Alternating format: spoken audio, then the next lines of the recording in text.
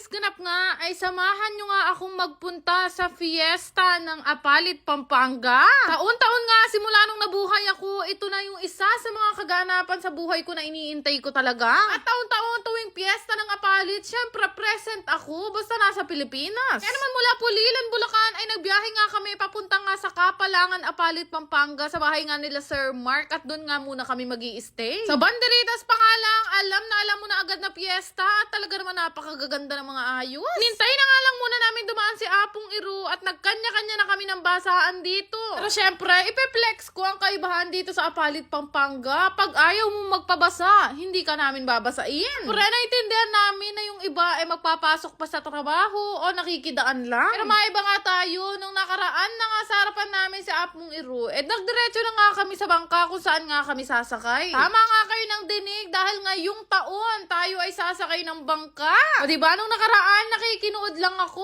Actually, ilang beses akong nakikinood. Ngayon meron na tayong sariling bangka. Naksyuta.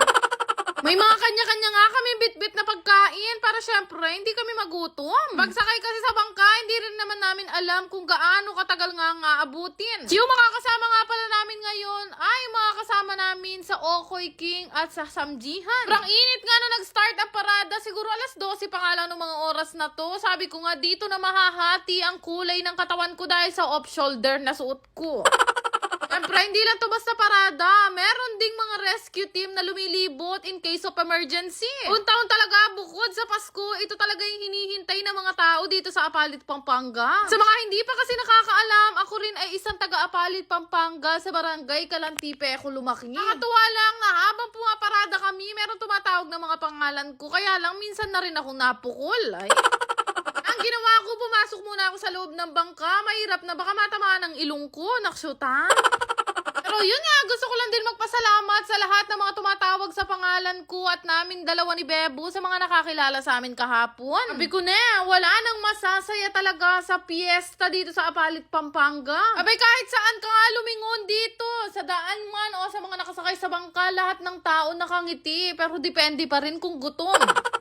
Lahat nga kami dito ay nagsasayawan na akala mo talaga walang mga utang. Buti kay TV, maiba tayo. Diyan kapilan niya saling tsinelas, palagi nasisira. Ay.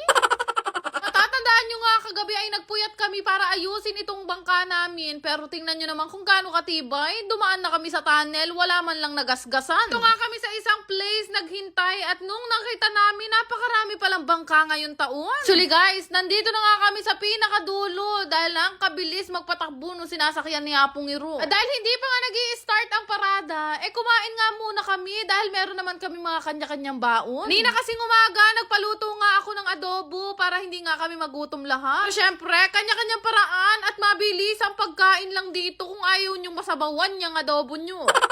Diba? Kanya-kanyang paandar ang mga bangka dito. Buti na talaga, nag-ayos kami kagabi. Syempre, pag nandito ka nga sa bangka, matik basaan, kaya hindi ka pwedeng humindi. Pero dahil nag-umpisa na nga ang parada, bawal na tayong magsalita ng naksyuta. Mahirap na, baka magalit naman sa atin si Apong Iru. Tignan nyo naman kung gaano kasaya ang mga taong nasa bangka. Siyempre, kanya-kanya na kami ng paandar dito. Merong mga may dalang malalaking speaker, mga tambol, at kami rin naman nag-arkila nga ng barada. Ikabila nga ang mga nagtetwork at syempre, meron din nagkakaldagan. Pero ang hindi namin malilimutan ngayong araw, meron nga pumara sa amin na isang bangka. Nalalapit nga nila kami sa bangka namin, kaya sabi ko doon sa kapitan, ilapit nga kami. Baka kung meron silang bigay na pagkain o kahit tinapay man lang.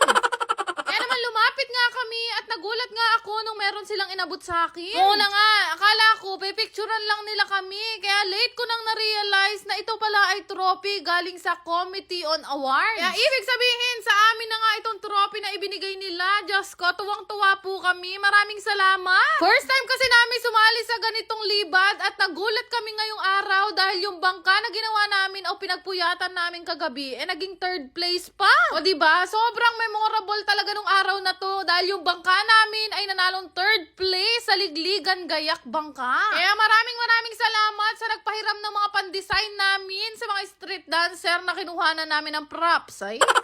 Maya nakasalubong naman namin yung nanalo ng first place. Ay, hindi naman kami lalaban, talagang pang first place kayo. Grabe, sobrang saya. Pero masasaya kung bibigyan nyo kami ng gardenia. Di man kami gardenia. Ang mahalaga, hinagisa naman kami ng hopya munggo. Salamat po. Di lang hopya munggo ang hinagis sa amin. Meron din nagbigay sa akin ng crab base. Kanino galing to?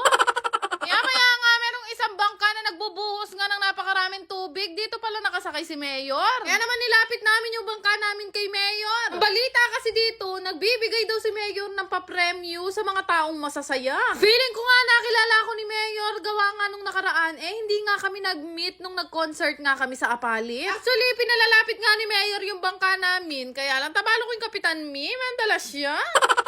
Pero ayun nga, maraming salamat po sa lahat ng mga nambabato sa amin. Kagaya nga nito, binalibag na naman kami ng mansanas. Medyo masakit nga lang yung balibag na yun, pero salamat po kasi matamis yung mansanas. Nuhusan nga kami ng binuhusan dyan ni Bebo at ngayon ko lang din talaga nalasahan ng Pampanga River.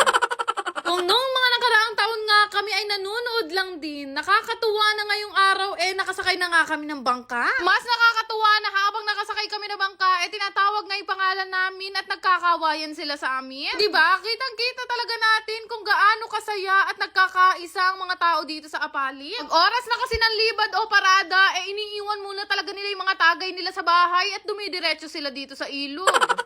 Maya-maya nga, meron nga isang pamilyang kumakaway dito sa amin, kaya pinarkingan namin. Tuwang-tuwa nga ako nung nakita ko sila kasi parang pamilyar. Nandito pala si Angeline at Angelo mapagmahal.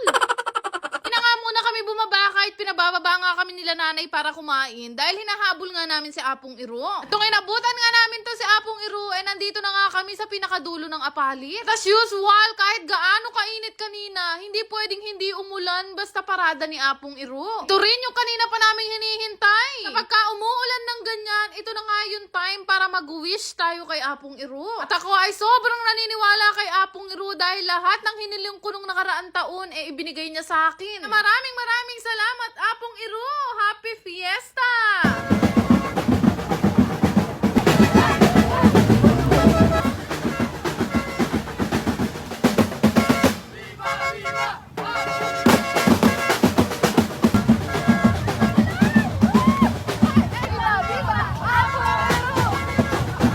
Grabe talaga dito sa Apalit, Pampanga. Solid ang saya ng piyesta. Naksyuta!